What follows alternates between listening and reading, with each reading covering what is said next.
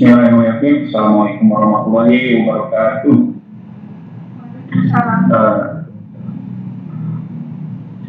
Mohon maaf, slide yang saya kerjakan sudah muncul ya? Sudah. Ya, terima kasih moderator. Baik Bapak Ibu sekalian yang saya hormati, Bapak dosen pengampu, Bapak Dr. Yudi dari Pusat Pengembangan Kurikulum dan Perbukuan, serta Bapak Ibu sekalian baik dari kalangan guru, mahasiswa ataupun aktivis pendidikan lainnya, saya ucapkan terima kasih. Hari ini saya akan mencoba berbagi dengan Bapak Ibu sekalian tentang kajian yang kami lakukan tentang beberapa kurikulum, dan yang akan saya coba sampaikan adalah kurikulum pendidikan di Jepang. Tanpa mengurangi rasa hormat, saya mohon izin untuk mulai berbagi share tentang bagaimana kurikulum pendidikan dasar di Jepang dijalankan. Baik Bapak Ibu, bisa kita lihat bersama di Jepang itu dikenal dengan basic education, atau di sana Bapak Ibu lihat ada istilah Shitokutai. Nanti ada yang akan saya bahas di sana tentang 3 kata yang tadi. Nah Bapak Ibu, kita akan mulai dari slide ini terlebih dahulu.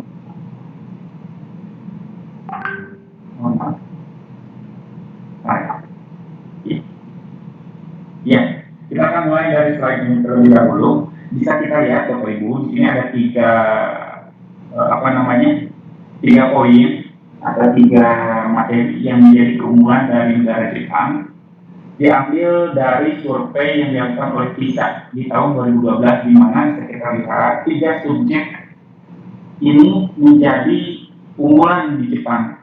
Maksudnya unggul dari negara-negara lain, bahkan Jepang ini masuk ke dalam kategori negara yang memiliki rating yang sangat tinggi. Memang kita lihat ketiga-tiganya ini melampaui standar umumnya terkait tentang sains, matematik, dan reading. Nah selanjutnya Bapak Ibu sekalian bisa kita lihat, ini yang saya coba bagikan terlebih dahulu juga. Bapak Ibu sekalian, kalau kita lihat di sini ada diagram yang menunjukkan kemampuan membaca dengan kondisi sosial ekonomi. Nah Jepang ternyata ya kita bisa lihat dia ada di kolom pojok kanan atas, di mana menunjukkan bahwa reading performance itu tidak terpengaruh besar oleh kondisi sosial ekonomi. Nah apa artinya ini Bapak Ibu? Nah, saya akan coba jelaskan di slide ya. Nah dari 2 gambaran slide yang saya tunjukkan tadi di awal, ini ada kesimpulan awal di mana ini menunjukkan 2 sisi positif, atau bisa saya katakan sebagai 2 keunggulan yang dimiliki Jepang saat ini.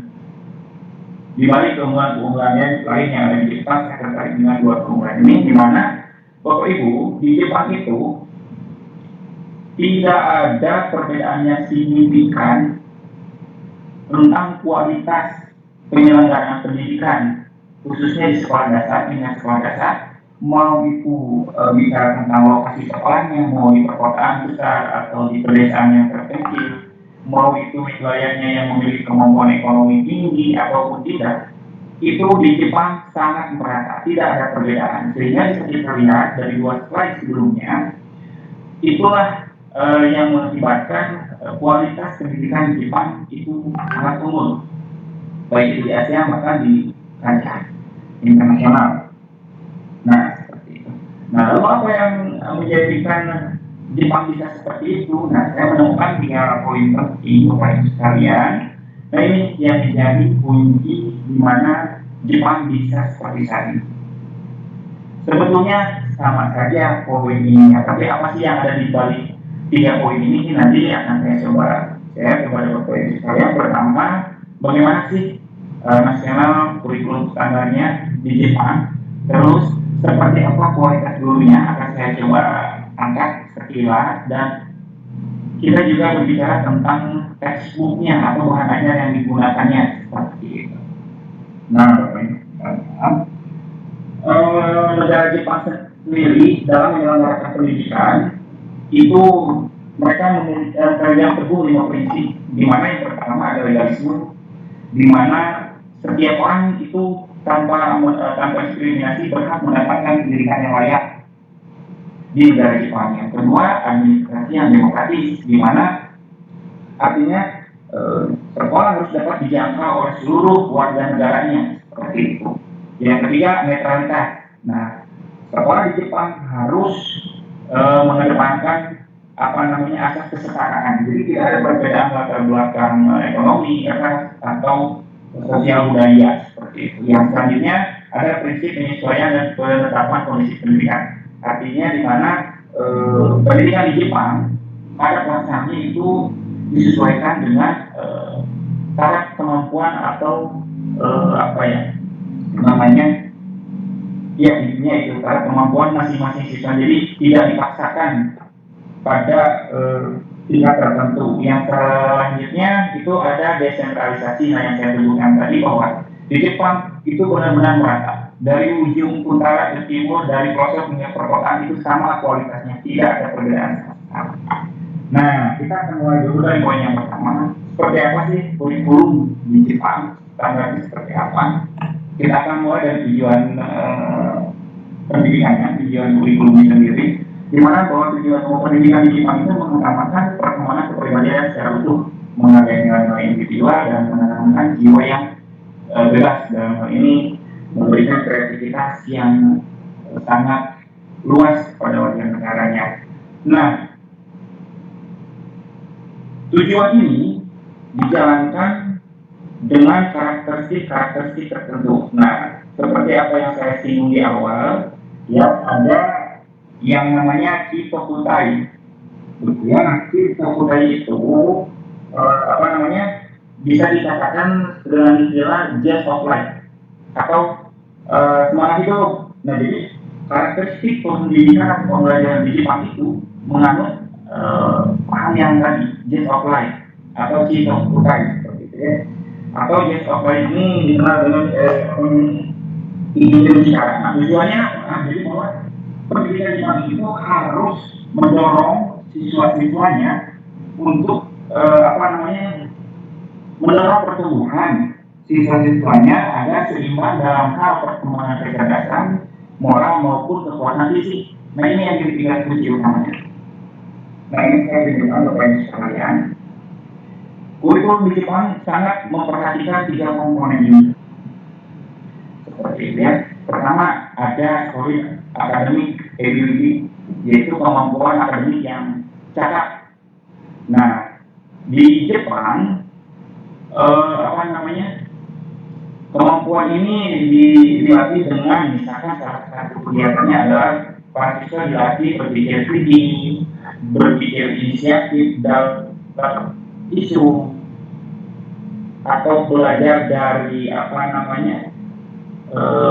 Jadi di Jepang itu dalam pembelajaran itu mereka sangat kontekstual. Jadi mereka lebih banyak melihat seperti apa langsung, baik itu melalui simulasi maupun melalui langsung dari objeknya. Juga mereka dilatih juga problem solving, seperti itu. Nah, yang selanjutnya yang tidak kalah penting dari pendidikan Jepang itu yang kedua adalah toku atau richness in mind, atau juga dikenal dengan rich humanity. Nah, di bagian ini itu lebih penekanannya ke moral sebenarnya, seperti itu. Ada yang menyebutnya richness in mind, seperti yang saya temukan di sini di Kementerian Pendidikan di Jepang. Ada juga di jurnal-jurnal lain itu disebutnya rich humanity. Apa maksudnya? Jadi di sini pendidikan Jepang itu menekankan adanya kekuatan atau mereka dibangun untuk unggul dalam hal moralitas. Salah satunya apa? Mereka dilatih dalam kedisiplinan, kerjasama, mampu beradaptasi dengan orang lain maupun lingkungan, seperti itu. Kepedulian terhadap sesamanya dibangun, seperti itu. Nah, yang terakhir yang tidak kalah menarik itu ada apa namanya pandangan healthy body. Jadi di Jepang itu selain harus memiliki kecakapan akademik, dia harus memiliki moralitas yang tinggi, dia harus memiliki kepekaan dan kepedulian terhadap sesama yang tinggi, juga dia harus memiliki badan atau fisik yang kuat. Nah, bagaimana bentuknya? Jadi di Jepang pendidikan yang berkaitan dengan fisik atau bisa kita sebut di Indonesia itu pendidikan itu punya apa namanya ya, punya perhatian khusus. Bahkan di sana tidak hanya aktivitas fisiknya, bahkan nutrisinya pun diperhatikan. Makanya di Jepang itu kalau makan siang itu tidak seperti di kita jajan bebas di mana saja. Di Jepang itu makan bersama di siang hari, di mana nutrisi dari makanan yang dikonsumsi oleh siswa itu sudah diatur sedemikian rupa oleh sekolahnya, karena mereka mempunyai pandangan bahwa nutrisi juga sangat memberi dukungan yang sangat baik terhadap kualitas siswanya, seperti dalam hal beraktivitas untuk belajar. Nah, lalu kapan siswa di Jepang mulai bisa bersekolah? Nah, di sini ada tabelnya yang menunjukkan bahwa siswa di Jepang diperbolehkan menginjak bangku sekolah dasar itu 1 tahun lebih awal dari negara kita, yakni 6 tahun, terhitung dari 1 April, di mana bulan tersebut merupakan dimulainya tahun ajaran baru di Jepang. Seperti itu. Nah, bicara tentang program pembelajarannya, saya menemukan 3 poin inti Bapak Ibu sekalian, di mana di Jepang pembelajarannya itu dibagi menjadi 3 kelompok. Yang pertama ada mata pelajaran pokok, ada pendidikan moral, dan ada kegiatan khusus. Nah, yang menjadi mata pelajaran pokok di Jepang itu dari sejak pasca Perang Dunia II, sejak Jepang dinyatakan kalah di Perang Dunia II sampai hari ini, mata pelajaran pokoknya itu hampir seperti ini, hanya sedikit penambahan atau pengurangan. Nah, yang sekarang yang berlaku yaitu bahasa Jepang, itu porsinya sangat besar. Akan saya tunjukkan sebanyak apa yang belajar bahasa Jepang. Yang selanjutnya aritmatik, sains. Nah, ini ada olahraga. Nah, ada yang unik di Jepang yang namanya life studies. Di Jepang tidak ada pelajaran IPS, Bapak Ibu, di SD, yang ada life studies. Sebetulnya ini lebih kepada pembelajaran kecakapan hidup. Jadi anak diajarkan bagaimana dia hidup di lingkungan sekolah, bagaimana dia hidup di lingkungan keluarga, bagaimana hidup di lingkungan masyarakat. Dia harus tahu posisinya, kapan dia menjadi anggota masyarakat sekolah, anggota masyarakat lingkungan. Nah, sehingga di sini bentuknya itu berupa percontohan langsung, atau dia dilibatkan langsung terjun ke lapangan. Seperti apa? Misalkan salah satu contoh terkecilnya adalah kali ini membersihkan lingkungan sekolah. Nah, kita di Indonesia sudah terbiasa untuk membersihkan lingkungan sekolah itu dengan jasa penjaga sekolah atau lain sebagainya. Di Jepang itu tidak ada sama sekali, itu dilakukan oleh siswanya dan langsung dipandu oleh guru. Uniknya, gurunya benar-benar ada di sana, benar-benar membantu dan memberi arahan seperti ini yang baik, seperti ini yang langsung menjadi diarahkan. Jadi guru di sana benar-benar terlibat langsung. Nah, yang selanjutnya, mata pelajaran selain ini itu sifatnya pilihan seperti seni, kerajinan, dan lain sebagainya. Yang selanjutnya, pendidikan moral. Nah, pendidikan moral di Jepang itu tidak berbentuk mata pelajaran sebenarnya, atau bisa dikatakan hidden kurikulum, di mana isinya itu diselip-selipkan di mata pelajaran-pelajaran di atas, baik secara sadar atau tidak, baik secara langsung atau tidak, seperti itu. Nah, yang selanjutnya ada kegiatan khusus. Nah, ini biasanya ada di momen-momen khusus, seperti kalau namanya ada upacara, di sana juga ada, atau misalkan study tour dan lain sebagainya. Nanti akan saya tunjukkan seperti apa. Nah, ini adalah jam belajar yang harus ditempuh oleh siswa Jepang. Yang di dalam kurung itu menunjukkan jam belajar yang harus dicapai dalam 1 pekan. Dan sebelah kirinya itu capaian jam belajar yang harus dicapai oleh siswa dalam kurun waktu 1 tahun. Seperti itu. Nah, dalam satu pekan Jepang hanya menyelenggarakan 5 hari pembelajaran, di mana dalam satu hari mereka melaksanakan kurang lebih 7 jam, dimulai pukul 8 sampai sekitar 15.30 setengah 4, 8.30 sampai 15.30 seperti itu. Nah, bisa kita lihat di sini bahasa Jepang baik dari grade 1 sampai grade 6 atau kelas 1 sampai kelas 6 memiliki posisi yang amat sangat dominan seperti itu. Karena menurut mereka bahasa Jepang itu mutlak harus diajarkan, harus ditanamkan sejak dini, harus menjadi sebuah, harus mendarah daging bagi seluruh warga Jepang, karena itu menjadi identitas benar-benar mereka jaga seperti itu. Nah, yang lainnya ini porsinya ada di bawah, dan yang unik di sini ada yang baru di Jepang yang namanya origin language atau bahasa asing. Nah, yang diajarkan itu bahasa Inggris. Nah, hanya saja disampaikannya itu di kelas 5. Nah, ini kegiatan harian di Jepang, Bapak Ibu. Seperti ini gambarannya. Dimulai dari pukul 8 ternyata sampai, mohon maaf, sampai 15.40. Pokoknya di sana 7 jam dalam satu hari. Di mana per sesinya itu hanya sekitar 45 menit. Seperti itu. Dan ini salah satu contoh jadwal pertemuan. Saya ambil contoh dari kelas 2 di Jepang, seperti ini jadwalnya, di mana bisa kita lihat bahasa Jepang sangat mendominasi. Karena khususnya Bapak Ibu, di Jepang dari kelas 1 sampai kelas 3 itu tidak ada ujian. Penekanan pembelajarannya yaitu lebih kepada pembelajaran yang tadi pendidikan moralnya, lebih kepada personalitinya, seperti itu memiliki disiplin, tanggung jawab, kepedulian terhadap semua itu yang diutamakan. Dan bahkan sampai kelas 6 pun tidak ada ujian di kelas 6, tidak ada ujian kenaikan kelas, tidak ada ujian lulusan pun. Siswa-siswi di Jepang itu kalau mereka lulus dari kelas 6 itu langsung bisa daftar ke SMP, karena SMP dan SD itu bisa dikatakan bukan satu paket dalam artian langsung lanjut, tapi satu jenjang lah seperti itu disebutnya. Dan tidak ada ujian untuk masuk ke SMP pun untuk lulus dari SD. Di Jepang tidak mengenal sistem tunggu kelas, kalau juga namanya ngendong istilahnya. Jadi ya udah, kalau udah beres kelas 1 lanjut, kelas 2 lanjut terus seperti itu. Jadi tidak ada tinggal kelas seperti itu.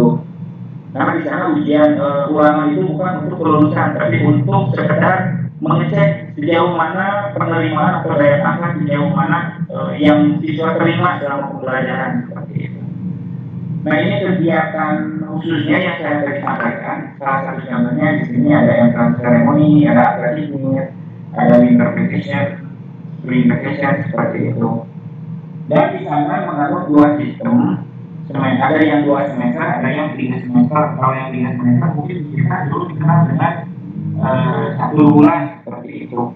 Nah, ini dijelaskan itu dengan musim-musim yang tadi, musim panas dan musim salju seperti itu. Nah, ini bentuk-bentuk kegiatan khusus yang tadi saya singgung di pertengahan, seperti ada school retreat dan lain sebagainya. Nah, ini mohon maaf Bapak Ibu agak cepat karena waktunya terbatas, dan memang tidak cukup juga dalam beberapa menit menggambarkan secara keseluruhan pendidikan Jepang. Ini hanya umumnya saja. Di Jepang ada sekitar 22 ribuan sekolah dasar, di mana 99% itu milik negeri, milik negara atau SD negeri. Sisanya 1% atau sejumlah 213 itu adalah SD swasta, dikelola atau di bawah naungan Ministry of Education, Culture, Sport, Science, and Technology of Japan atau Kementerian Pendidikan di Jepang. Dan 100% biaya pendidikan di Jepang yang di sekolah negeri itu gratis, kecuali biaya penunjang seperti biaya makan, seperti itu. Nah, ini saya singgung sedikit, mohon maaf. Sistem rekrutmen dan pembinaan guru. Nah, ada 3 tahapan. Yang pertama ada training, ada employment, ada development. Seperti itu. Ini bagiannya Bapak Ibu. Nah, di sini di 4 tahun pertama itu masa pendidikan bagi para calon guru. Seperti itu ya. Jadi di masa ini si calon guru itu harus setidaknya lulus sarjana pendidikan guru sekolah dasar dan memiliki sertifikat spesialis, kalau di kita mungkin servis seperti itu. Baru dia bisa dinyatakan lulus. dan dia bisa melamar untuk menjadi guru di sana. Nah, prosesnya itu yang tadi employment, dan yang membedakan juga di sana, kalau di kita kan Serdi dapat, kalau tidak salah, mohon maaf nanti informasi itu sudah. Nah, kalau di Jepang itu per 10 tahun sekali itu diverifikasi ulang seperti itu. Jadi sertifikatnya itu di renew ya, diperbaharui. Makanya ada tes lagi, ada pengembangan lagi dan per 10 tahun. Jadi sertifikatnya itu diperbarui. Dan untuk yang tadi karena sedikit saja tentang textbook di Jepang itu semuanya di bawah kontrol Kementerian Pendidikannya. Tidak boleh ada buku di luar yang diizinkan oleh Kementerian Pendidikannya.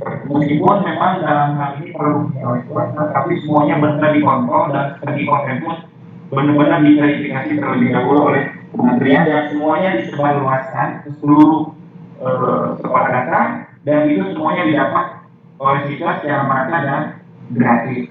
Nah, itu gambaran umum pendidikan di Jepang terkait kurikulumnya. Mudah-mudahan sedikit banyaknya dapat memberikan informasi kepada Bapak Ibu sekalian.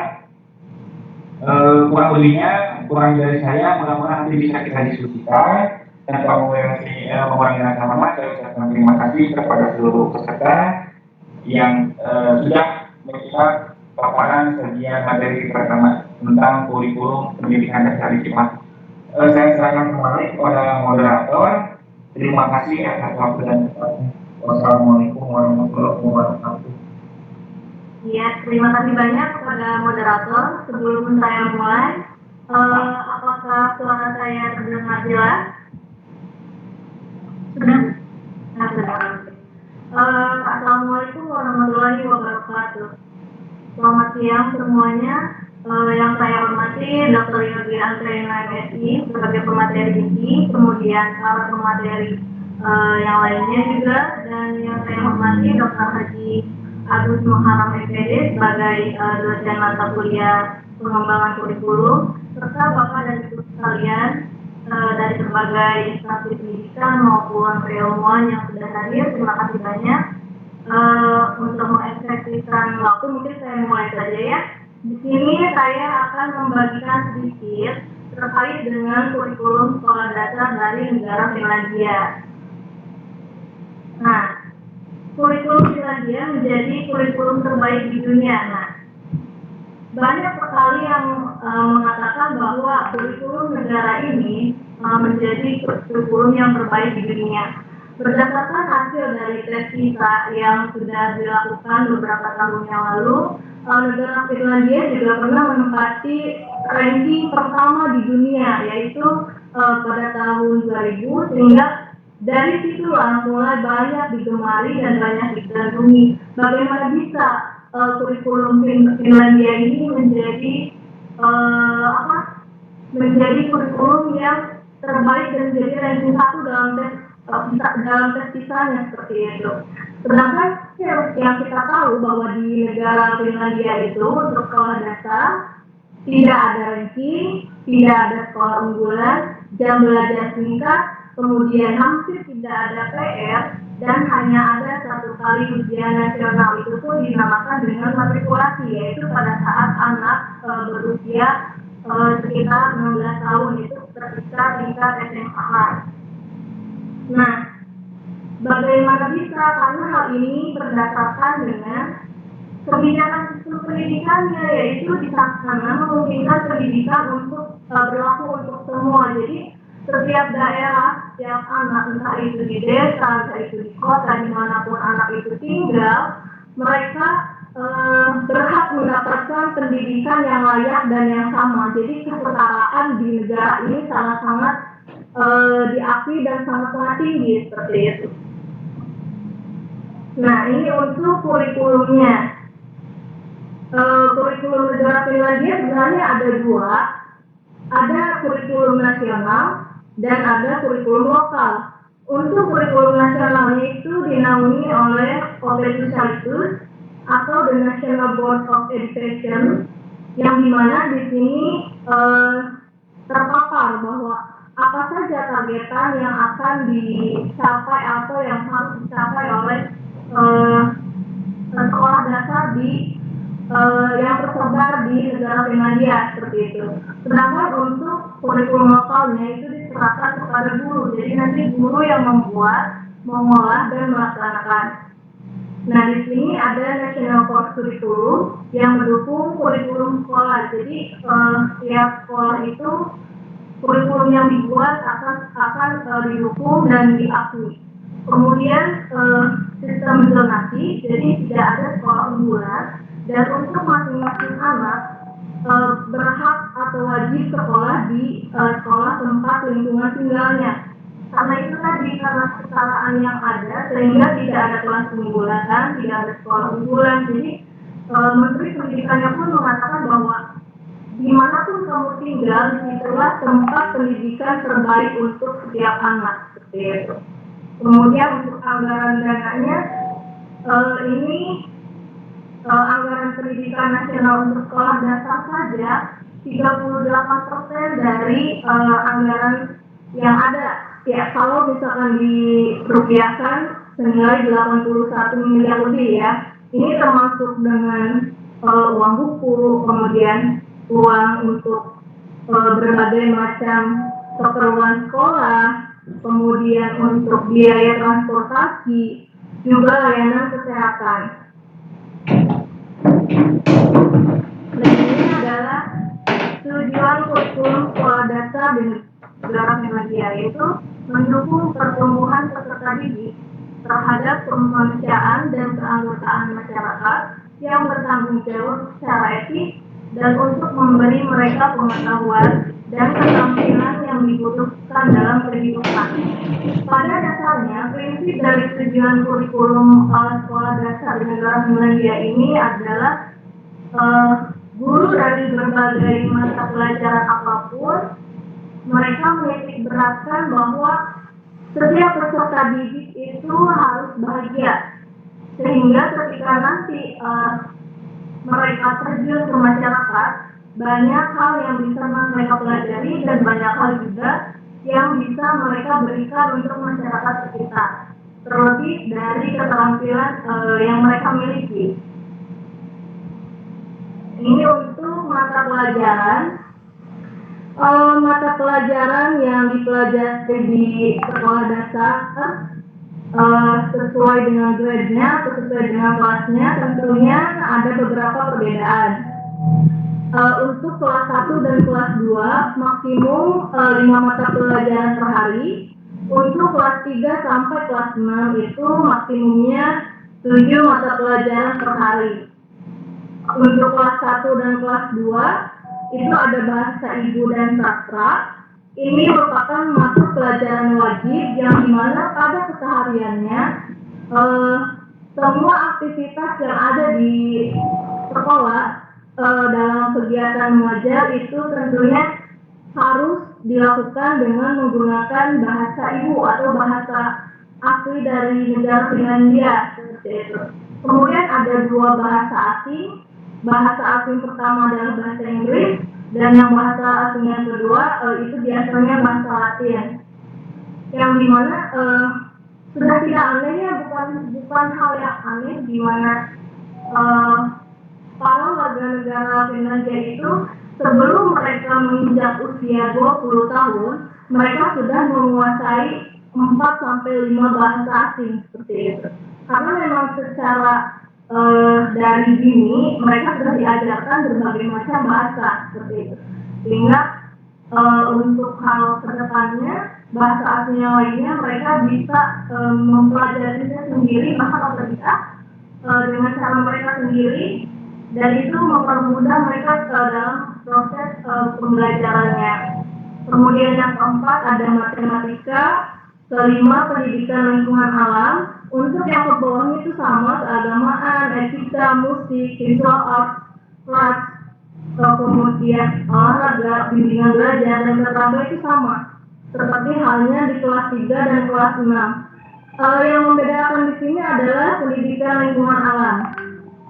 Untuk kelas 1 dan kelas 2, kelas 3 itu umum, kemudian kelas 4 masih pendidikan lingkungan alam, Untuk kelas 5 dan kelas 6-nya itu lebih khusus ke biologi. Jadi bukan lagi lingkungan alam secara umum, tapi lebih masuk ke biologinya. Oh ya, untuk etika ini terkait dengan moral karena di sana itu sangat dijunjung erat bagaimana cara anak menghormati, menghargai entah itu terhadap sesama ataupun dirinya sendiri, sehingga pada mata pelajaran etika ini sangat banyak dipelajari perharinya seperti itu. Nah untuk musik setiap anak itu bebas memilih musik apa saja yang ingin mereka pelajari. Jadi di sana itu sangat menjunjung mengedepankan personality anak. Jadi anak belajar sesuai dengan dirinya sendiri. Kemudian untuk visual artnya juga sama, disesuaikan dengan kemauan anak atau minat anak. Untuk kerajinan tangan, nah yang unik di sini kerajinan tangan di sana yang dipelajari di sana itu adalah karena tadi di awal sudah saya katakan bahwa kesetaraan sangat-sangat kental di sana, sehingga kerajinan tangan yang dipelajari pun tidak ada perbedaan antara siswa perempuan dan siswa laki-laki. Jadi mau itu anak laki-laki atau mau itu anak perempuan, mereka mempelajari hal yang sama. Entah itu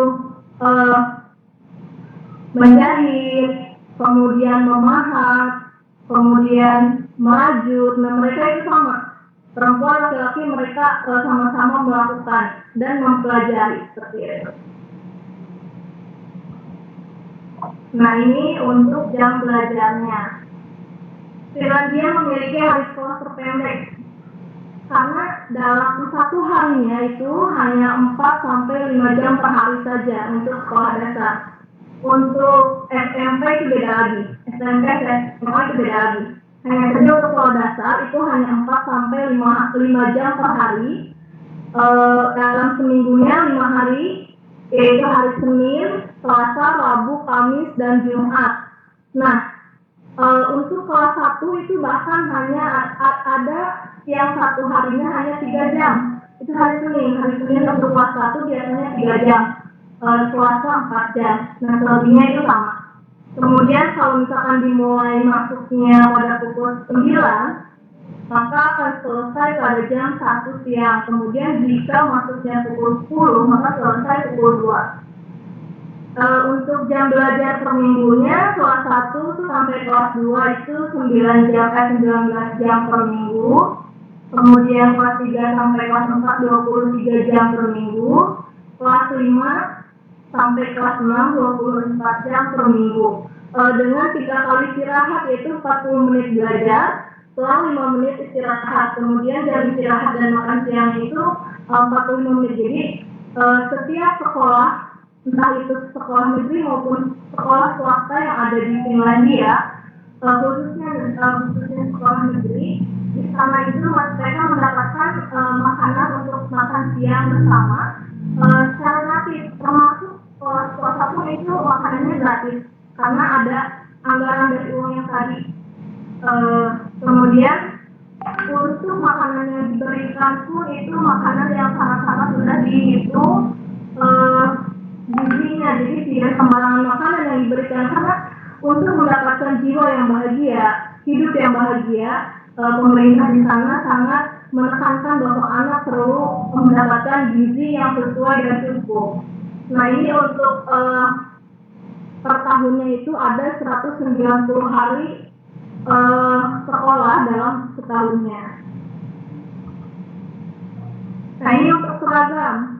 Di negara sana itu untuk gurunya sendiri tidak ada aturan khusus untuk penggunaan seragam. Setiap anak pun bebas, jadi mereka menggunakan pakaian sehari-hari saja. Seperti kita sehari-hari menggunakan pakaian bisa dilihat dalam gambar ya, kaos gitu kan. Ada yang menggunakan jaket, ada yang menggunakan sweater, hoodie. Bahkan untuk gurunya itu sendiri memakai celana jeans seperti itu, kemeja, kaos atau apapun yang penting itu nyaman digunakan. Sehingga tidak ada standarisasi untuk penggunaan seragam seperti di negara kita di Indonesia, bahwa seragam di negara Indonesia itu merah putih gitu, putih merahnya. Jadi kalau untuk di negara Finlandia itu tidak ada.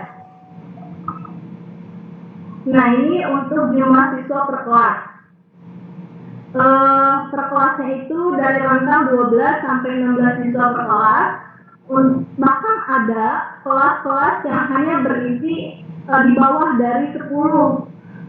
Apabila anak-anak yang tergabung itu memiliki permasalahan yang sama dan memang permasalahan itu cukup rumit, sehingga untuk mengatasi hal tersebut proporsi guru dan siswanya itu disesuaikan, sehingga proporsi guru dan siswanya itu yang dikurangi hingga di bawah 10. Nah, untuk setiap kelasnya itu karena Finlandia ini sangat menjunjung tinggi kesetaraan, jadi sekolah di sana itu sudah termasuk sekolah inklusif. Jadi tidak ada perbedaan itu yang memiliki permasalahan secara psikologis atau apa, mereka masuk di kelas yang sama, mendapatkan pembelajaran yang seharusnya, yang sesuai bagi diri mereka sendiri. Jadi tidak ada kesetaraan dalam capaian pembelajarannya. Nah, untuk usianya berusia 7 tahun pas atau 7 tahun di tahun masuk. Jadi kalau misalkan itu kan awal semester itu dilakukan pada bulan Agustus. Nah, pada bulan Agustus anak-anak masuk, tapi belum genap berusia 7 tahun. Nah, itu anak-anak udah bisa masuk SD. Asalkan mereka ulang tahun, misal ulang tahunnya di bulan Desember, tanggal 3 Desember, nah itu mereka bisa masuk. Jadi asalkan 7 tahun di tahun masuknya tersebut. Nah, kemudian tidak ada tes masuk. Nah, sekolah negeri Jepang itu gratis, untuk tiket bus pun gratis apabila jarak sekolah lebih dari 4 km. Nah, yang paling menarik di sini adalah karena mereka filosofi atau prinsip kebijakan pendidikan yang bahwa belajar itu untuk semua. Jadi mereka memfasilitasi transportasi untuk setiap anak. Nah, bus yang mengantar jemput anak di sini, kalau misalkan pada saat menjemput itu sangat tepat, 30 menit sebelum jam masuk itu bus sudah sampai di lokasi anak. Entah itu bagaimana perhitungannya, pokoknya setiap anak pasti mendapatkan 30 menit sebelum masuk mereka sudah dijemput seperti itu. Nah, apabila tidak ada halte bus atau tidak ada akses bus ke daerah tempat tinggal anak, mereka mendapatkan taksi gratis yang memang khusus untuk mengantar jemput ke daerah-daerah tertentu. Nah, kemudian layanan kesehatan, seperti yang tadi bilang bahwa kebahagiaan dan kesehatan merupakan satu paduan yang tidak terpisahkan dalam pendidikan atau anak-anak peserta didik yang terdapat di sana. Nah, ini untuk kualifikasi gurunya. Kenapa tadi di awal saya katakan bahwa di negara Finlandia ini memiliki 2 kurikulum, yang pertama kurikulum nasional dan yang kedua adalah kurikulum lokal. Nah, di sini berkaitan dengan kualifikasi guru yang di-hire gitu oleh setiap sekolah.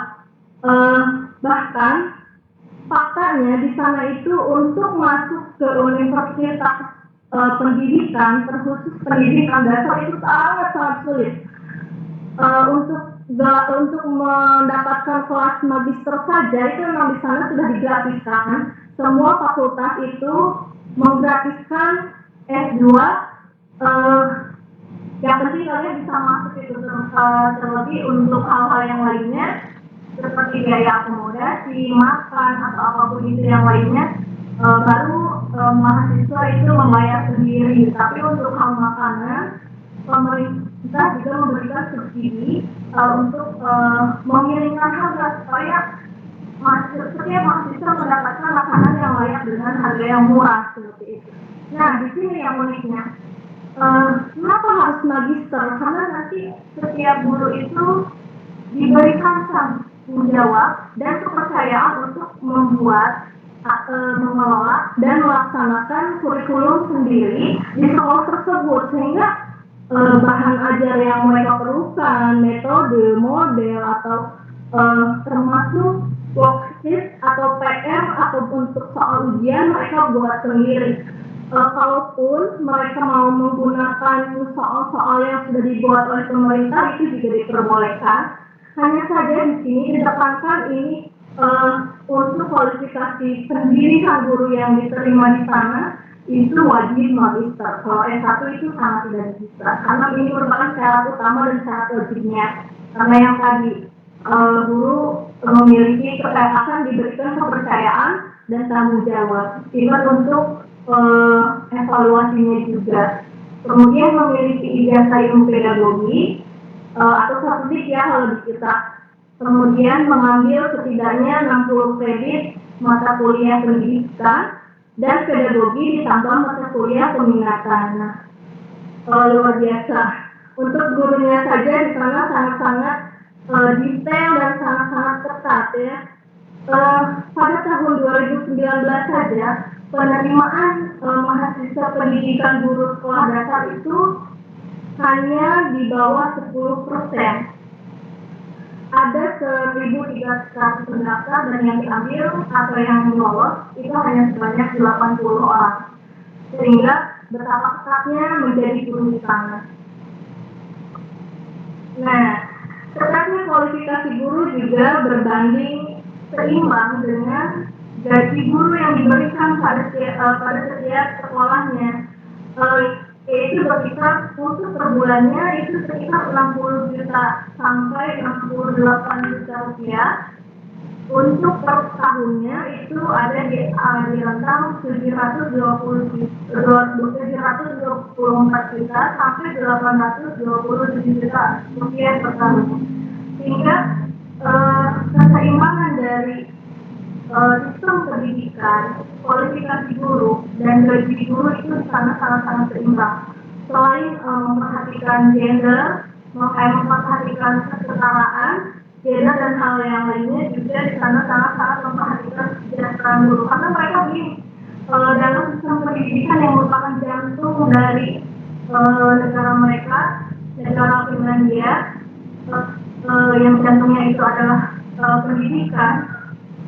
Yang dimana negara pemerintah di sana itu, entah itu dari sistem politiknya atau dari hal yang lain itu sangat mendukung pendidikan yang ada.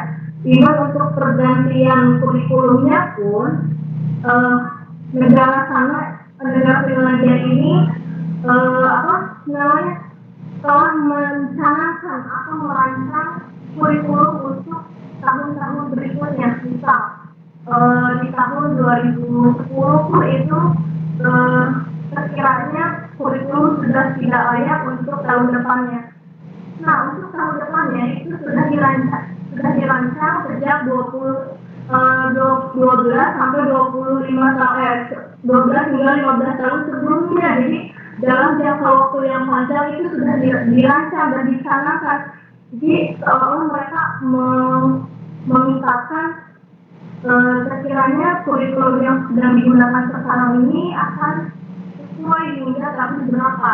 Nah, tahun berikutnya itu ketika sudah tidak sesuai itu mereka sudah memiliki kurikulum baru dan sudah benar-benar matang. Nah, untuk menjadi gurunya sendiri di sana karena memang titik tolaknya adalah guru, karena guru yang membuat kurikulum dan segala macamnya, sehingga guru yang mengajar pun tidak ada atau tidak sembarangan masuk seperti itu. Baik, terima kasih. Bismillahirrahmanirrahim. Assalamualaikum warahmatullahi wabarakatuh. Oke, Pak Moderator, ini soalnya jelas ya?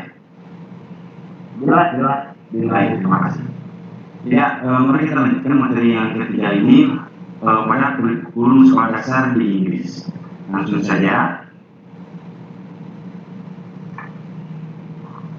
Mengapa sih kita akan membahas kurikulum yang ada di Inggris atau bisa dibilang kurikulum yang ada di UK ya, di United Kingdom atau di Britania Raya, yang ada 4 negara yaitu Wales, Inggris, Skotlandia, dan Irlandia Utara. Nah, jika di sini Bapak Ibu guru sekalian mungkin sudah mengetahui ya, waktu itu saya sedang melaksanakan tugas kuliah menganalisis kurikulum. Nah, ternyata ada sekolah yang menggunakan Cambridge International Curriculum ya di Indonesia. Nah, ini apa sih? Nah, ternyata di Indonesia ada yang menggunakan Cambridge International Curriculum ini gitu. Oleh karena itu akan sangat menarik apabila kita akan bahas pada kesempatan kali ini. Apa sih keunggulan-keunggulannya dan bagaimana sistemnya di sana? Oke, yang pertama, Cambridge International Curriculum ini penyedia program pendidikan internasional terbesar di dunia. Nah, terbesarnya bagaimana nanti kita akan lihat. Lalu yang berikutnya, sekitar lebih dari 218 sekolah di Indonesia menggunakan Cambridge International Curriculum. Dan digunakan lebih dari 10.000 sekolah di lebih dari 160 negara. Bayangkan di dunia saja ada sekitar 190-an negara. Nah, 160 diantaranya menggunakan Cambridge International Curriculum termasuk Indonesia. Luar biasa. Lalu lebih dari 1.400 universitas di seluruh dunia mengakui kualifikasi dari Cambridge International Curriculum ini. Nah, sehingga Cambridge International Curriculum ini sudah diakui secara internasional seperti itu ya. Nah, untuk berikutnya kita akan masuk pada kurikulum nasional yang terdapat di Britania Rayanya gitu. Konsepnya tidak jauh berbeda karena memang Cambridge International Curriculum ini konsepnya mengambil dari kurikulum nasional di Britania Raya. Nah, yang bernama National Curriculum. Nah, yang berikutnya diawasi oleh Department for Education atau Kementerian Pendidikan gitu ya. Lalu terdapat sekitar 2.400 sekolah, diantaranya 16.000 adalah sekolah dasar. Nah, yang berikutnya adalah tujuan kurikulumnya. Jika di Jepang itu menjunjung tinggi moral, lalu di 2013 di Indonesia itu menjunjung tinggi nilai-nilai karakter. Nah, di UK ini menjunjung tinggi agar menjadi warga negara yang berpendidikan seperti itu. Nah, ada 3 tujuan kurikulum, mohon diingat-ingat karena ini akan menjadi kunci utama dalam pembahasan kita ini. Yang pertama adalah yang bisa dilihat yang dibuat adalah menciptakan kecocokan, ya. Nah, jadi pada pelajaran yang diajarkan di sekolah itu yang ke-1, yang kedua adalah memastikan bahwa semua anak diajari pengetahuan penting dalam disiplin mata pelajaran utama, lalu memberikan kebebasan yang lebih besar kepada guru dalam menggunakan profesionalisme dan keahlian mereka untuk membantu semua anak menyadari potensi mereka. Nah, adapun tujuan pendidikan dasar secara khususnya memperoleh pengetahuan dan keterampilan dasar untuk mengembangkan kompetensi. Nah, 3 tujuan kurikulum di UK ini mohon diingat. Yang pertama adalah menciptakan kecocokan, yang kedua adalah diajari pengetahuan penting, yang ketiga adalah memberikan kebebasan. Nah, mengapa sih harus 3 poin ini? Karena 3 poin ini adalah yang membangun kurikulum di Inggris tersebut. Oke, akan kita bahas. Yang pertama ada mata pelajaran. Nah, mata pelajaran di Inggris hanya bahasa Inggris, matematika dan sains yang wajib untuk dipelajari. Nah, adapun mata pelajaran lainnya adalah mata pelajaran pilihan yang mana sekolah-sekolah bisa menggunakannya atau tidak. Nah, tadi mengingat tujuan kurikulum yang ketiga adalah memberikan kebebasan karena pemerintah di Inggris itu memberikan kebebasan kepada setiap sekolah untuk mengatur kurikulumnya sendiri. Tidak usah ikut ke kurikulum yang dibuat oleh pemerintah pun tidak apa, selama 3 mata pelajaran ini diajarkan seperti itu. Nah, mungkin di Indonesia harus semua kurikulum 2017 itu digunakan gitu. Nah, kalau di Inggris itu tidak perlu. Nah, pun bentuknya baik itu dimodelkan dengan tematik seperti kurikulum 2017 maupun terpisah maupun digabungkan dengan model tertentu atau strategi tertentu, itu diserahkan kembali pada sekolah-sekolahnya. Oke. Yang berikutnya ini kita lihat apabila di atas dari tabel ini ada tulisan case stage 1 dan case stage 2. Nah, case stage 1 di sini ada di kelas 1 dan 2, case stage 2 ada di kelas 3 sampai 6. Itu case stage itu adalah ujian, teman-teman. Jadi ujian selama SD 6 tahun SD itu hanya 2 kali, yaitu di kelas 2 dan di kelas 6. itu pun bentuknya informal, tidak diberitahukan besok akan ujian, lalu tidak diberitahukan durasinya, jadi seperti berjalan seapa adanya, sehingga menimbulkan kesan tidak tertekan bagi siswa-siswanya seperti itu. Nah itu ya, apabila sekolah-sekolah ingin mengadakan ujian-ujian yang lainnya, maka bisa diatur dan diserahkan oleh sekolahnya. Seperti tadi pemerintah hanya ingin tahu tentang bahasa Inggris, matematika, dan sains. Adapun waktu belajarnya beroperasi selama 5 hari dalam seminggu, belajar dari jam 9 sampai jam 3 sore, lalu sekolah buka selama 190 hari. Nah, mungkin ini tidak jauh berbeda dengan di Finlandia seperti itu ya, jadi hanya sekitar 6 bulan dalam 1 tahun pelajaran. Lalu, nah ini ada sedikit lebih detailnya lagi waktunya. Jadi kalau misalkan kelas 1 sampai kelas 2 itu dari jam 9 sampai jam 1 siang kurang lebih, sedangkan kelas 3 sampai kelas 6 itu dari jam 9 sampai jam setengah 3. Lalu di sini ada seragam yang digunakannya. Saya telah mengumpulkan beberapa gambar seragam yang digunakan dari beberapa sekolah dasar di UK. Kalau dilihat di sini bervariasi warnanya dari setiap sekolahnya, itu ada yang berbeda, ada merah, yang biru dan sebagainya. Pun motifnya atau bahannya ada yang beda, ada yang jas itu kaos polo, ada yang sweater dan sebagainya. Karena apa? Karena tidak terdapat aturan untuk keseragaman di UK. Nah, apresiasi yang setinggi-tingginya untuk kurikulum atau pendidikan Indonesia yang menggunakan keseragaman. Karena apa? Karena di Inggris karena tidak terdapat aturan ini, membuat sekolah-sekolah itu membuat seragam-seragamnya sendiri, yang mana itu dikomersialisasikan. Jadi membuat seragam ini harus di tukang jahit gitu. Lalu bahannya juga mahal dan sebagainya.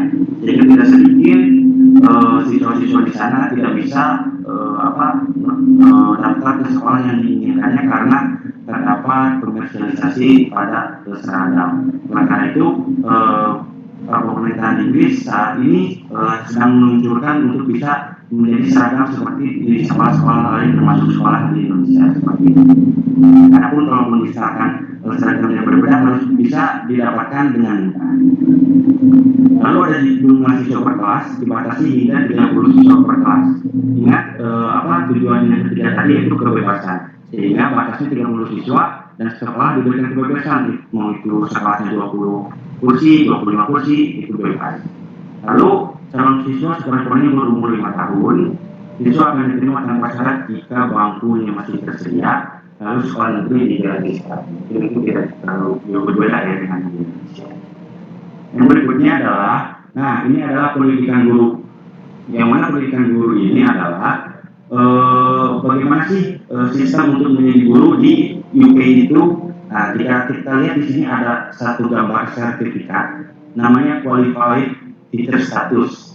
Nah, jadi untuk bisa menjadi guru di sana, syarat utamanya adalah harus memiliki sertifikat QTS ini atau Qualified Teacher Status. Kalau tidak ada itu, ya tidak bisa jadi guru. Bisa jadi guru paling di guru swasta. Bagaimana cara untuk mendapatkan sertifikat QTS? Yang pertama adalah melalui ITT Initial Teacher Training, atau yang biasa kita sebut agak lebih mudah dan diterjemahkan adalah PPG seperti itu ya. Jadi ini adalah pelatihan untuk menjadi guru. Yang kedua melalui Prodi Primary Education pada suatu universitas, atau dengan kata lain ada di sana tuh ada Prodi PGSD yang sudah include PPG di dalamnya. Sehingga apabila kita telah lolos dari S1 akan bisa akan mendapatkan sertifikat QTS dan bisa langsung mendaftar ke sekolah yang diinginkan lalu menjadi pengajar di sana. Lalu ada melalui Postgraduate Teacher Training. Jadi di sana ada S2 yang sudah include juga dengan PPG. Jadi setelah selesai S2 itu nanti akan mendapatkan sertifikat dan gelar magister seperti itu. Sertifikat QTS dan gelar magister. Lalu calon guru tanpa QTS bisa menjadi guru di independent school, atau dengan kata lain adalah sekolah swasta itu. Jadi cukup jelas ya untuk bisa menjadi guru di UK ini tidak belibet, yang penting memiliki QTS. Caranya telah saya sampaikan. Setelah memiliki QTS, mau daftar di sekolah manapun gitu akan diterima kalau memang membuka lowongan untuk menjadi guru seperti itu. Lalu berikutnya ada gaji guru. Nah, gaji guru di sini terbilang besar di antara negara-negara lainnya, mungkin tidak terlalu besar dengan Finlandia seperti itu. Setahun itu bisa dapat 475 juta per tahun. Jika diperbulankan itu sekitar 39 juta per bulan.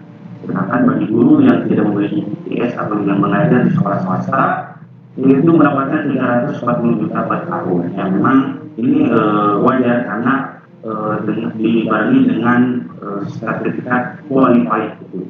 Nah, sertifikat qualified ini berarti guru-guru itu bisa dianggap bahkan bisa membuat kurikulum sendiri, mengatur kurikulum sendiri, mengatur asesmennya sendiri, mengatur jumlah siswanya sendiri, waktu belajarnya dan sebagainya. Gitu. Pokoknya diserahkan pada sekolah tersebut. Seperti itu. Dan juga tidak karena juga karena di sana biaya hidupnya tinggi juga seperti itu. Nah, lalu di sini ada SCIDT, membayar calon guru tergantung dari sekolahnya. Jadi SCIDT ini atau School Center IDT adalah penyelenggara PPG yang bekerja sama dengan sekolah dasar. Gitu. Jadi calon pesertanya itu nanti akan langsung dilatih di sekolah tersebut. Apabila telah lolos bisa langsung mengajar di sekolah tersebut. Nah, apabila calon pesertanya itu melakukan latihan dan praktek di sekolah tersebut, maka itu dianggap bekerja di sekolah tersebut. Nah, apabila bekerja berarti diberi gaji, diberi upah oleh pihak penyelenggara seperti itu. Jadi PPG-nya ada yang dibayar malahan di Inggris, yaitu School Center IT. Nah, itu dia teman-teman, saya kembalikan pada tujuan kurikulum yang mana tadi saya akan bahas kembali mengenai menciptakan kecocokan. Nah, di sini waktu sebelum tahun 2010 kurang lebih Inggris itu menerapkan segala mata pelajaran itu dipelajari oleh Inggris gitu. Nah, di mana menurut menteri di sana, menteri pendidikan lalu aktivis dan akademisi seperti itu menganggap bahwa sudah mulai tidak relevan lagi, terutama dengan kondisi di era globalisasi ini, sehingga perlu dipangkas dan perlu diciptakan kecocokan. Gitu. Mata pelajarannya harus difleksibelkan lagi yang khusus yang sesuai dengan kebutuhan siswa-siswanya. Lalu yang kedua adalah diajari pengetahuan penting. Nah, 3 pelajaran yang matematika, bahasa Inggris dan sains ini bagi kurikulum Inggris ini adalah 3 mata pelajaran sentral yang harus dipelajari oleh setiap siswanya, dan itu sangat penting. Dan berikutnya memberikan kebebasan. Nah, ini dia.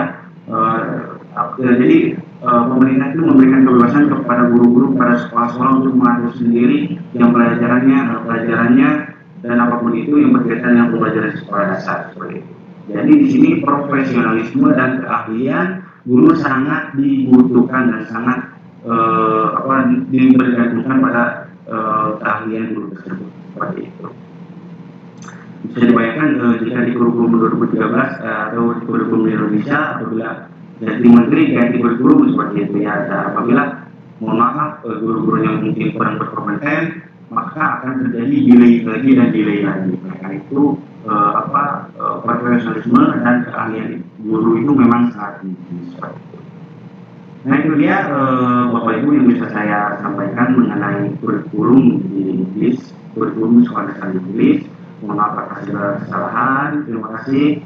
Wassalamualaikum warahmatullahi wabarakatuh. Assalamualaikum warahmatullahi wabarakatuh. Yang saya hormati Bapak sekalian. Izinkan mungkin saya dari pusat kurikulum dan pembukuan menyampaikan berkaitan dengan kurikulum yang ada di Indonesia saat ini. Karena konteksnya saat ini yang resmi dan regulasi yang berlaku untuk seluruh sekolah di Indonesia pada saat ini adalah kurikulum 2013, maka yang akan disampaikan adalah berkaitan dengan kurikulum 2013. Walaupun mungkin Ibu Bapak saya saat ini sudah cukup mendengar berkaitan dengan rencana pemerintah terkait dengan pengembangan kurikulum ke depan.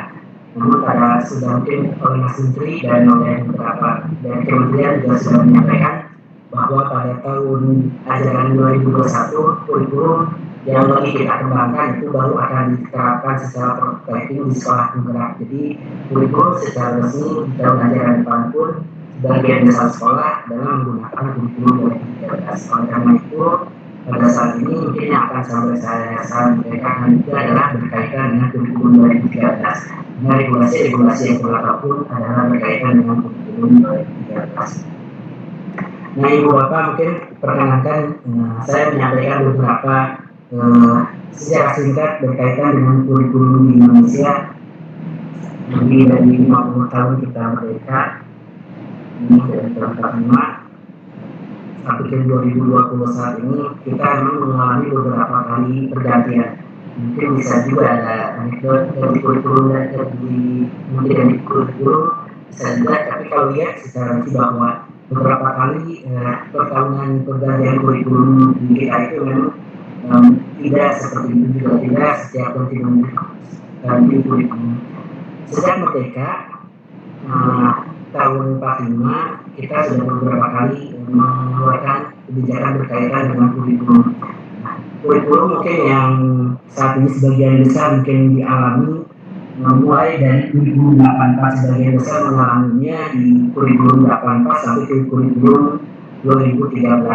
Nah, ada beberapa prinsip yang mungkin cukup mendasar yang tidak terlepas sampai saat ini, yang di perubahan pembelajaran di kita sampai saat ini mungkin belum bisa kita tinggal misalkan berkaitan dengan behaviorism, bagaimana mengerjakan juga soal yang bersifat objektif, dan yang sejak kurikulum 60-an itu kita keluarkan sampai sekarang, walaupun kita sudah beberapa kali melakukan revisi kurikulum, tapi prinsip-prinsip atau pola pembelajaran itu agak sulit dirubah di dalam proses pembelajarannya.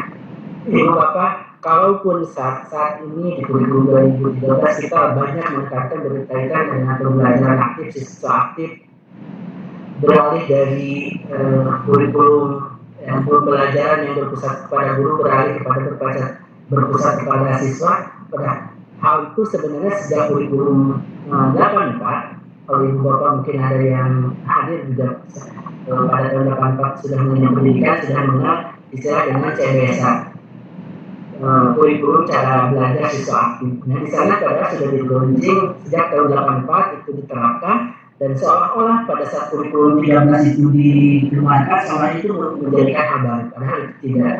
Itu merupakan penyempurnaan dari kurikulum sebelumnya. Kalau dari 84 sampai sekarang kan kurang lebih 30 tahun lebih ya, kita sudah menerapkan mengenal berkaitan dengan pembelajaran berpusat pada siswa, dan itu proses pembelajarannya berpuluhan tahun kita coba kita tanamkan, tapi ternyata belum berhasil sesuai dengan yang kita rencanakan. Mungkin dalam konteks ini ada perubahan terakhir yaitu yang saat ini berlaku di kita adalah kurikulum 2013. Walaupun dalam pelaksanaannya sudah kita lakukan revisi 2 kali, tapi di beberapa penyampaian misalkan berkaitan dengan penilaian bahwa di beberapa negara disampaikan seperti di Finlandia tidak adanya sistem yang tidak naik kelas. Itu sebenarnya pada saat kurikulum 2013 kita berlakukan, itu juga kalau Ibu Bapak baca Permendikbudnya itu dilarang pada sekolah pendidikan sekolah dasar, dilarang untuk tidak menaikkan kelas. Jadi seluruh siswa kita harus naik kelas secara otomatis. Namun pada tahun 2014 pada saat kita melakukan evaluasi, ternyata itu pun paling banyak ditekan terutama oleh guru dan kepala sekolah. Akhirnya sistem yang memperbolehkan untuk siswa tidak naik kelas pun dilakukan lagi pada saat ini. Itu pun berlaku di kurikulum yang sama, kurikulum 2013. Berubah dengan beberapa kebijakan hal yang lain yang terjadi 2 kali revisi di kurikulum 2013, utamanya di revisi pada tahun 2016 dan revisi di 2018. Nah, Ibu Bapak, sebelum berbicara lebih lanjut berkaitan dengan kurikulum, izinkan saya menyampaikan apa itu kurikulum, karena ini konteksnya yang diberikan tema adalah berkaitan dengan kurikulum. Dan yang saya acu berkaitan dengan kurikulum utamanya saya acu kepada Undang-Undang Sistem Pendidikan Nasional di dalam Undang-Undang Nomor 20 Tahun 2003. Di dalam undang-undang ini secara eksplisit disebut adalah apa itu kurikulum. Kurikulum adalah seperangkat rencana mengenai pengaturan mengenai tujuan, isi dan bahan pelajaran serta cara yang digunakan. Berbicara hal ini sebagian kalau kita klasifikasikan ke Kementerian Pendidikan menurut beberapa ahli tidak jauh dari pada saat berbicara kurikulum akan tidak jauh berbeda. Pertama dia akan berbicara tujuan, kedua akan berbicara isi, ketiga akan berbicara strategi, yang keempat akan berbicara berkaitan dengan penilaian. Nah ini yang mungkin konsen kita di dalam pengembangan kurikulum, sehingga kita akan bisa memperspesifikasikan kita berbicara ini berkaitan dengan sistem pendidikan secara umum atau berbicara konsennya hanya di bagian kurikulum. Berkaitan dengan kurikulum, kalau ibu bapak mungkin apalagi di sini yang memaparkan dan peserta juga mengambil mata kuliah dari kurikulum, mungkin kita sudah familiar dengan salah satu tokoh kurikulum yaitu Tyler, di mana dalam bukunya di tahun 1949 dia menyatakan 4 pertanyaan. 4 pertanyaan tersebut adalah: pertama, apa tujuan yang harus dicapai? Yang kedua, apa pengalaman belajar yang harus diberikan? Yang ketiga adalah bagaimana mengorganisasikan pengalaman belajar? Yang keempat adalah bagaimana menentukan tujuan itu bisa tercapai. Keempat hal ini yang melandasi juga mungkin ahli-ahli selanjutnya, bahwa di dalam kurikulum selalu berbicara 4 hal. Ini Wasim dan Hasim dalam bukunya SMA menyatakan bahwa dalam komponen kurikulum kita berbicara 4 hal. Pertama adalah tujuan, yang kedua berbicara adalah materi, yang ketiga adalah berbicara dengan pengorganisasian, yang keempat adalah berbicara dengan evaluasi. Itu pun yang kita lakukan dalam pengembangan kurikulum kita selama ini. Sehingga kalau ibu bapak perhatikan, yang dengan perubahan kurikulum 2013 yang dilakukan, kita hanya melakukan 4 perubahan utama di dalam standar. Karena ibu bapak perlu ibu bapak ketahui, sejak 2003 sejak undang-undang pendidikan dan sistem pendidikan nasional kita keluarkan, bahwa pendidikan kita itu berbasis standar, kurikulum kita berbasis kompetensi. Ini ada 2 hal. Pendidikan yang berbasis standar, kurikulumnya berbasis kompetensi. Nah, di dalam regulasi itu disebutkan bahwa pengembangan kurikulum kita haruslah mengacu kepada standar yang ditetapkan. Nah, standar itu kan ibu bapak mengetahui ada 8 standar. Berkaitan dengan kurikulum hanya 4 hal saja. Jadi berkaitan dengan kurikulum itu selalu kita berbicara 4 hal. Pertama, berkaitan dengan tujuan adalah berkaitan dengan standar kompetensi lulusan.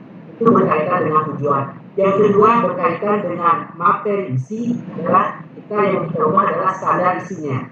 Yang ketiga adalah berkaitan dengan strategi, yang kita ubah adalah standar prosesnya. Yang keempat adalah berkaitan dengan evaluasi, yang kita ubah adalah penilaiannya. Sehingga pada saat kurikulum 2013 kita lakukan revisi, maka kita lakukan perbaikan, maka kita terlebih dahulu harus kita ubah adalah berkaitan dengan standarnya. Ada 4 standar yang berkaitan dengan kurikulum. Jika kita ketahui tadi bahwa berbicara kurikulum, maka kita berbicara 4 komponen. Pertama tujuan, kedua strategi, ketiga materi. Yang pertama tujuan, kedua materi, ketiga strategi, keempat evaluasi. Ini sesuai dengan kajian-kajian sejak tahun 49 kita sampaikan beberapa ahli sampai sini pun menyatakan apa itu komponen kurikulum yang secara garis besar meliputi keempat hal tadi. Sehingga elemen perubahan yang kita lakukan, pertama kita ubah dulu standarnya.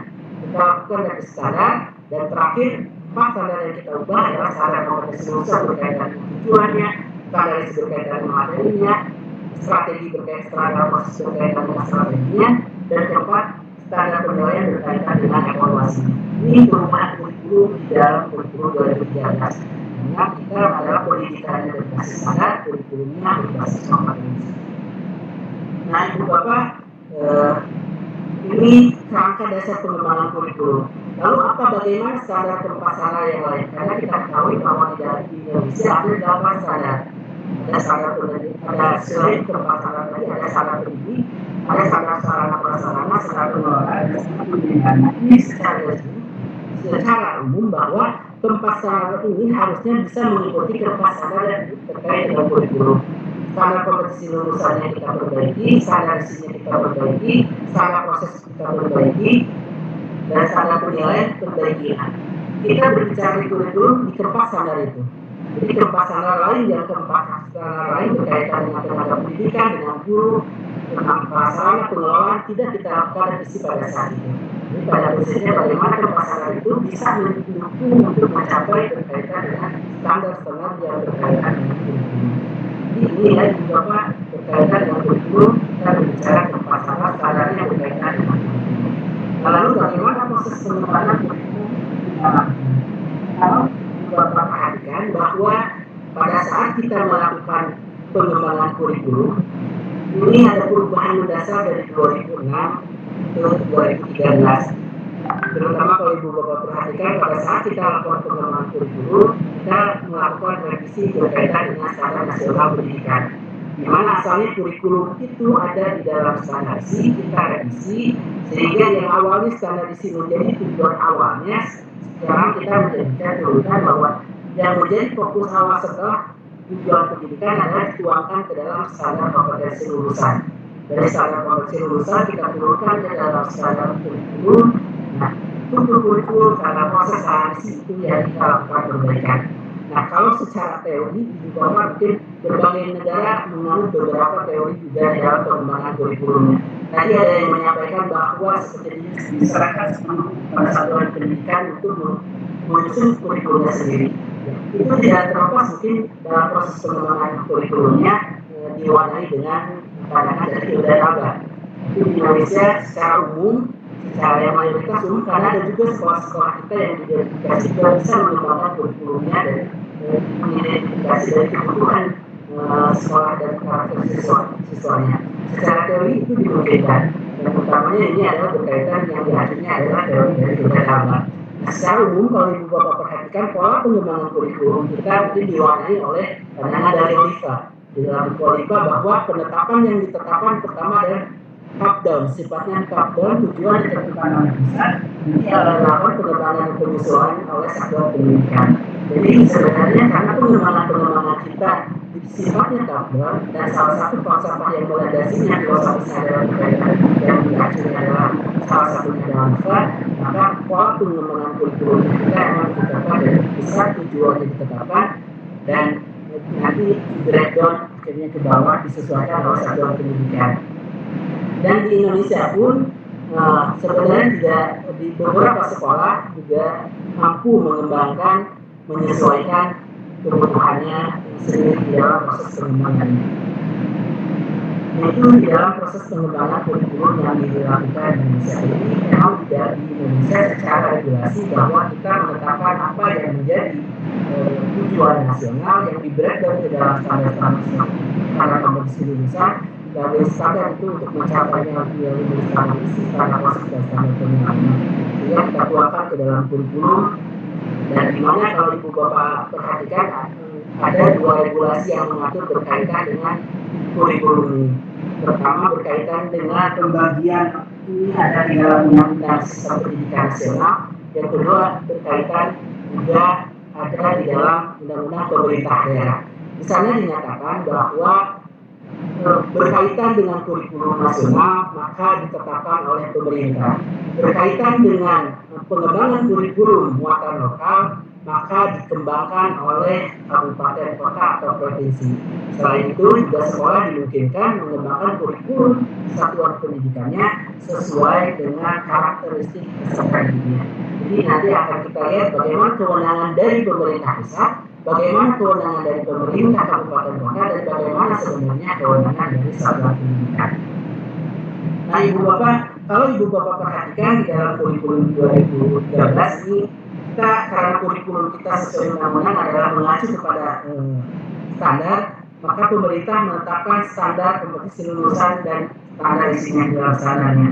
Lalu pusat apa yang ditetapkan? Pusat menetapkan kerangka dasarnya, struktur kurikulumnya, alokasi waktunya, beban belajarnya, dan alokasi dan kalender akademiknya. Lalu pemerintah daerah apa fungsinya? Dia koordinasi dan melakukan supervisi serta menjabarkan juga berkaitan dengan kurikulum muatan lokalnya. Lalu selanjutnya tingkat satuan pendidikan yang kita harapkan sebenarnya terjadi adalah setiap satuan pendidikan dapat mengembangkan pengembangan kurikulum satuan pendidikan sesuai dengan kebutuhan karakteristik di setiap satuan pendidikan. Nah, sehingga Ibu Bapak di dalam pembagiannya menjadi seperti itu, terutama di dalam pengelolaan mata pelajarannya. Namun saat ini yang menjadi amanah dari undang-undang sendiri bahwa untuk mata pelajaran agama, PKN, bahasa Indonesia mau tidak mau kita berikan karena ini menjadikan ciri khas Indonesia. Kita tidak mau siswa-siswa kita tidak beragama. Kita tidak mau siswa-siswa kita melupakan bahasanya sendiri. Kita tidak mau melupakan Pancasila sendiri siswa-siswa kita. Sehingga kalau tadi disampaikan ada beberapa negara yang langsung fokus ke sainsnya, langsung ke matematikanya, maka kita ada beberapa yang mesti kita pikirkan. Karena kalau kita tidak berikan agama, khawatirnya siswa-siswa kita nanti malah tidak ada agama. Kalau kita tidak berikan bahasa Indonesia-nya, khawatirnya kalau di daerahnya mungkin yang bahasa ini tidak memikirkan satu atau dua bahasa yang lain. Cukup bahasa internasional atau bahasa Inggris. Tapi kita harus memikirkan kalau kita memikirkan bahasa persatuannya. Jangan sampai sebuah orang Indonesia tidak bisa menguasai bahasa persatuannya. Kalau kita juga berbicara ideologi, maka kita ada juga berkaitan dengan PPKM. Sehingga pertimbangan-pertimbangan menjadikan ada beberapa mata pelajaran yang mesti diberikan kepada siswa-siswa kita. Nah, inilah pemerintah pusat menetapkan ada pendidikan agama, ada PPKN, ada bahasa Indonesia, matematika, bahasa Inggris, PS, IPA, sosial budaya, penjas, dan prakarya. Dan mungkin ini di dalam pengelolaannya masih kita di dalam terutama di sekolah dasar kita juga lagi meramu apakah ke depan untuk IPA dan IPS bisa digabung atau tidak. Apakah ke depan seni dan budaya bisa digabung atau tidak. Ini yang lagi kita kolaborasikan agar di dalam pengelolaannya hak untuk siswa dan beberapa hal yang harus dipelajari oleh siswa ini bisa tersampaikan. Nah, di dalam kurikulum 2013 sebenarnya seni budaya, penjas, prakarya juga ini sebenarnya tidak dimasuk. Kalau yang Bapak mungkin sebagai besar Indonesia sudah dilakukan adalah mulak itu bisa berdiri sendiri atau bisa juga integrasi ke dalam 3 mata pelajaran ini, seni budaya, penjas, orgas, dan prakarya. Walaupun banyak pemerintah daerah yang akhirnya juga menjadikan mata pelajaran mulak sebagai mata pelajaran tersendiri. Nah, lalu sebenarnya di dalam pengelolaannya satuan pendidikan, kurikulum di tingkat sekolah ini diharapkan memberikan kewenangan yang lebih luas kepada satuan pendidikan. Itu yang sekarang depan kita coba lakukan. Bagaimana satuan pendidikan dapat secara fleksibel melakukan pengembangan di satuan pendidikan. Nah, Ibu Bapak, kalau Ibu Bapak perhatikan juga di dalam kurikulum 2013 ya, ada beberapa yang kita lakukan penyesuaian. Mungkin Ibu Bapak saat ini perubahan di kurikulum 2006 ke 2013 adalah salah satunya berkaitan dengan kompetensinya. Di mana dalam kurikulum 2013 di dalam perumusan kompetensi dan di dalam penilaiannya kita memilah antara pengetahuan, sikap, dan keterampilan. Dan ini sebenarnya definisi juga di beberapa negara mungkin sebagian besar masih belum misalnya integrasi antara pengetahuan, sikap, dan keterampilan. Ini sebenarnya tidak terlepas dari hasil evaluasi yang waktu itu kita lakukan. Ternyata pada saat kita rumuskan menjadi satu, masih kesulitan untuk membedakan mana pengetahuan dan keterampilan dan sikap. Dan saat ini pun kita temukan banyak juga yang mesti menemukan kendala. Bagaimana mengelahkan antara khusus konsep dan pembelajaran pengetahuan, di mana konsep dan keterampilan. Karena dalam pelaksanaannya juga terintegrasi antara pengetahuan dan keterampilan dan di dalam penilaian. Nah, ini beberapa perubahan-perubahan yang kita alami di dalam 2013, di mana sebenarnya pada saat kita lakukan di 2013 salah satu kemudian adalah berkaitan dengan bisa kita cenderung kita masih di level bawah, dan sampai saat ini beberapa kali studi terakhir bahwa yang menduduki PISA di dunia adalah ditempati oleh Singapura. Singapura masih di 2-3 kali terakhir studi PISA kita masih menduduki nomor pertama untuk studi PISA-nya. Finlandia sendiri sekarang sudah keluar dari 10 besar, dan pada saat beberapa teman yang melakukan kajian di sana, karena fokus Finlandia saat ini adalah bagaimana siswa untuk bahagia. Nah, mungkin ada beberapa perubahan paradigma di negara-negara lain pun yang dilakukan. Finlandia 2012 melakukan revisi kurikulum. Di Jepang juga katanya tahun 2020 akan mulai melakukan juga reformasi kurikulum. Di Australia juga melakukan reformasi kurikulum. Karena mungkin ada fokus yang menjadi target utama di setiap negara. Di Finlandia sekarang fokusnya bukan lagi mengejar prestasi ada hal lain. Sehingga pada saat bagaimana mencapai siswa bahagia, fokus terhadap yang dulu biasanya menguasai misalnya, sekarang sudah terlempar dari 10 besar. Dan mungkin itu menjadi tujuan tidak masalah di negara tersebut. Ada hal yang lebih penting mungkin yang ingin dicapai oleh Belanda. Di negara Jepang misalkan pada saat beberapa kali tes sudah turun naik, dan akhirnya pada saat turun kualitas terhadap misalnya mereka memberikan jumlah mata pelajaran lagi yang memberikan jumlah mata pelajaran yang banyak lagi, materi yang banyak. Dan mungkin ada kedepan mungkin ada beberapa lagi pertimbangan. Dan di setiap negara itu yang terjadi, termasuk di Indonesia. Dan saat pengembangan kurikulum di Indonesia terakhir 2006, 2013 dan saat ini pun kita lakukan, yang kita lakukan adalah sifatnya efektif. Kita coba meramu kurikulum mana yang dianggap terbaik, karena kalau kita mengajunya ini satu jenis saja, kita belum tentu sesuai dengan karakteristik wilayah, karakteristik peserta didik, dan karakteristik menurut kita kalau ingin diterapkan satu sistem atau pola kurikulum yang diacu di negara lain. Karena kita coba meramu disesuaikan dengan kebutuhan dan karakteristik pendidikan kita. Dalam pengembangan kurikulum kita juga selalu mengkaji beberapa perbandingan di beberapa negara. Kita pun ada data-data yang cukup lengkap bagaimana negara-negara tersebut mengimplementasikan sistem pendidikannya, termasuk di dalamnya kurikulum. Nah, Ibu Bapak, terakhir ini di kurikulum 2013 ini yang lagi kita kembangkan kerangka pengembangan kurikulumnya. Yang saat ini sebenarnya harapannya bisa terjadi di semua sekolah di kita. Ada 3 dimensi pengembangan kurikulum kita. Kalau Ibu Bapak perhatikan pola dimensi ini, sebenarnya kita juga banyak dari inspirasi dari Australia. Ada 3 dimensi yang ingin kita kembangkan berkaitan dengan mata pelajarannya, berkaitan dengan kompetensi, dan berkaitan dengan konteks. Di pengembangan kita pembelajaran itu bukan hanya bicara mata pelajaran. Sebenarnya ada muatan-muatan kompetensi yang ingin kita bangun. Ada konteks yang ingin kita berikan kepada siswa-siswa kita. Dan itu yang harapannya sebenarnya bisa kita laksanakan di sekolah-sekolah kita. Berkaitan dengan kemampuan belajar dan inovasi, kemampuan kompetensi abad 21, maka kita berbicara juga menyampaikan bagaimana berpikir kritis, kreativitas, komunikasi, dan kolaborasi. Kalau mungkin di Finlandia ada 7 general capabilities yang diterapkan, kita pun sama sebenarnya. Ada kompetensi-kompetensi yang ingin kita berikan. Kolaborasi, kreativitas, komunikasi, karakter, memulai literasi. Nah, sebagian besar ini hampir sama juga yang diberikan di Australia, di Finlandia.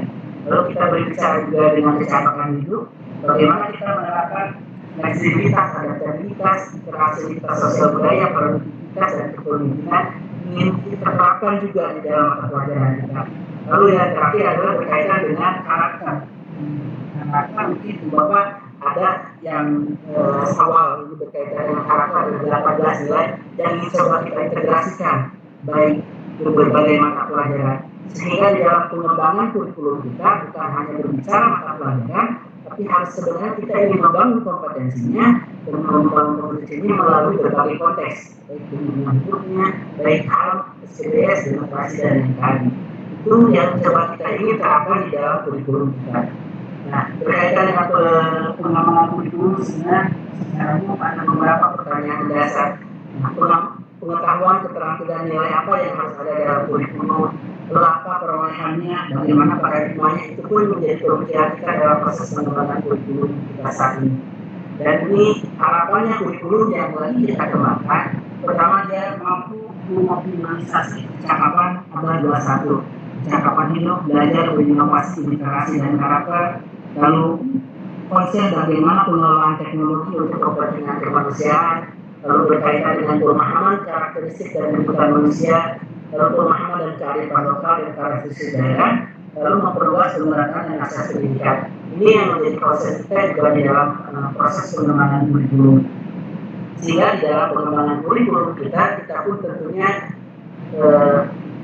selalu belajar juga dari negara-negara maju, tapi kita juga mempelajari negara-negara yang berkembang dan negara-negara yang rasanya masih di dalam proses ketinggalan. Karena kita pun harus menyesuaikan dengan luasnya wilayah Indonesia, karakteristik kita. Tentu kita tidak bisa mengadaptasi kalau kita hanya fokus misalkan ke dalam bisa. Fokus ke bisa di Indonesia, di dunia saat ini yang menduduki tertinggi adalah Singapura. kalau kita lihat kurikulumnya Singapura, bagaimana jumlah siswanya? Jumlah siswa di Singapura mungkin tidak lebih besar dari satu provinsi di Indonesia. Di Jawa Barat mungkin lebih rendah.